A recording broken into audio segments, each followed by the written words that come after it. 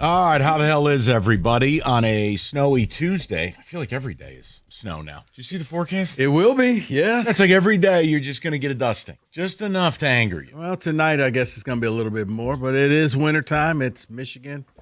Let's go! It's winter meetings time.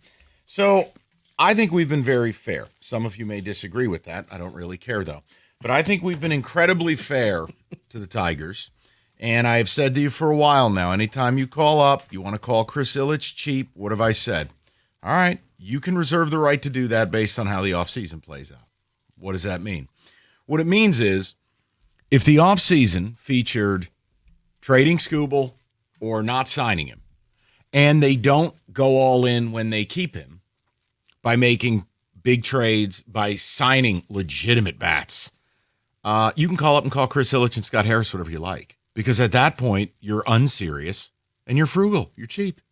You're small market, as Jim Costa called them. So why would I open the show with that? Why would Rico and I be sitting here? Because we said to you, the winter meeting's December 7th through the 10th, and that's going to be a big moment because Scott Harris won't be appearing on the Let's Have a Slumber Party Benetti pod, and he's going to go on something like MLB Network, or he's going to talk. And we got some quotes for you, and I've got to tell you, it's worth a watch. I have nothing to gain by telling you to watch MLB Network, but I mean, Harris looks like he is going to sweat through his shirt getting grilled about Skubal. Mm-hmm. And I want to play some quotes to you because it's delicious irony that as Scott Harris speaks, today, the next day, the Tigers are out here. Hey, here's your ticket plans. Have it your way. And I think you as a consumer, you have decisions you need to make. I'm not going to tell you what to do. It's not my place. I can tell you what I would do. Mm-hmm. But you want let's play this audio, and then we're going to have a conversation. Now, if you've already heard the Harris quotes, 248-539-9797. If you haven't, kick back and relax for a second. I want to just set the table. So the first question he was asked was about, and I think it's a fair question, he was asked about maximizing the Tarek Skubal window. Naturally, he responded by saying, well, I don't know what that means, and we made the playoffs. And he even had the audacity to say they had a credible shot to win the World Series. No, you had last 2 years. You had an incredible shot to be Shohei Ohtani's party popper.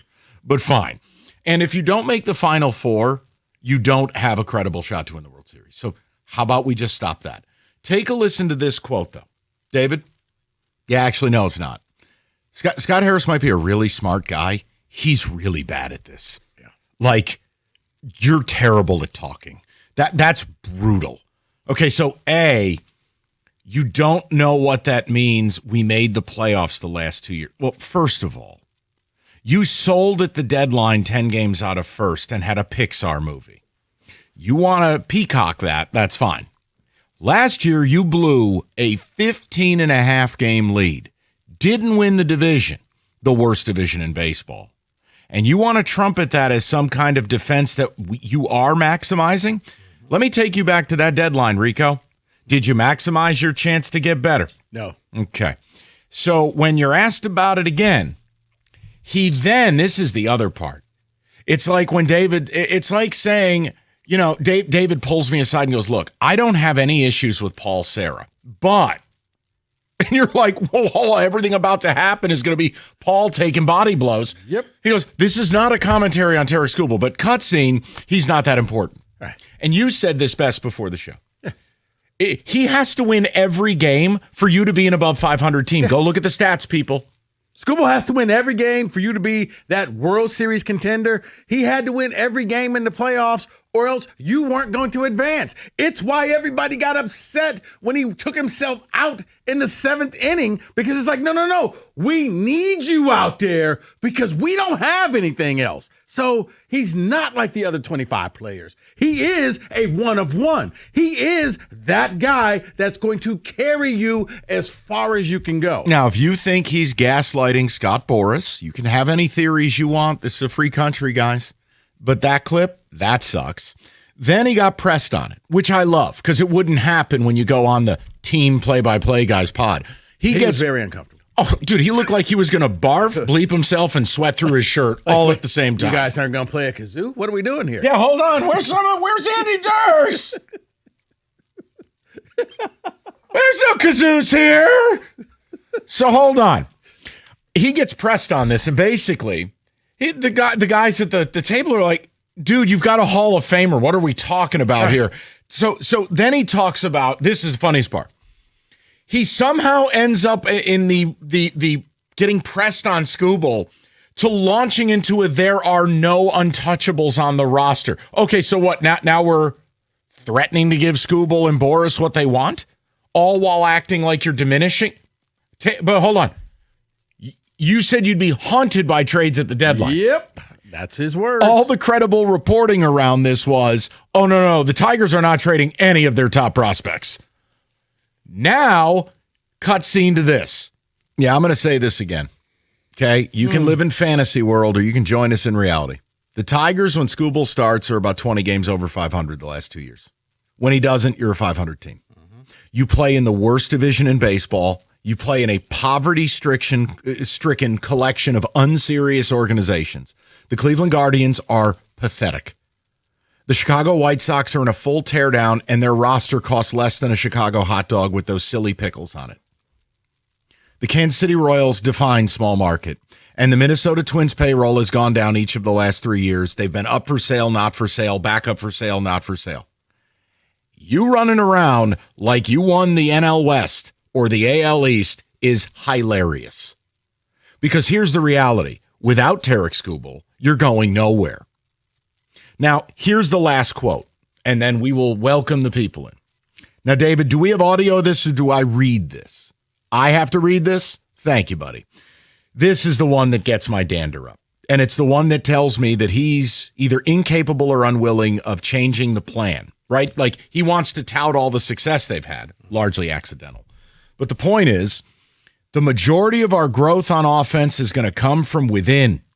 We're going to try to find a way to improve without blocking guys. Close quote. We're still doing that trope? Except for you brought back Gleyber Torres. Oh, but don't worry. He glazed that donut with about 800 words I could read you. You'd think they signed Manny Ramirez in his prime. He really did. And to shorten it, he basically said, hey, if you take away the name and I just gave you this person, he was brand new, you'd be excited. But it's not sexy because you already know him, because he was already here. So here are the 3 questions I'm going to ask you, and you do whatever you want with these. A, does any of this audio, do any of these quotes sound like this team's serious about winning a World Series? That's 1. 2, what does this make you feel about this team the day they send out the season ticket stuff and the have it your way plan and the whole rest, okay? To me, I'll just tell you how I handle it. Like if I'm the average guy, I'm going to follow your lead, Scott Harrison, Chris Ilitch. I'll spend when you spend. I'll do when you do. That's fair. The last part of this is simple. If the offseason is trading and or not signing Skubal, and they don't bring in the heavies. I mean, the Dodgers just went out and signed Edwin Diaz, okay? As Rico said it to me before the show started, what's better than 2 World Series? 3. The point I'm making is they're not stopping. The Blue Jays aren't stopping. They just signed Dylan Cease. You're over here farting around trying to convert relievers into starters and trying to find an unopened copy of Lethal Weapon 3 at Walmart. If this offseason doesn't feature major moves that really put you in a position to challenge for a World Series, then guess what? I'm not going to sit here and say a word. You want to call the owner cheap? Call him cheap. You want to say Scott Harris is running this thing like the Cincinnati Reds? Go for it. You get to say whatever you want to say because they continue to do whatever they want to do. Mm-hmm.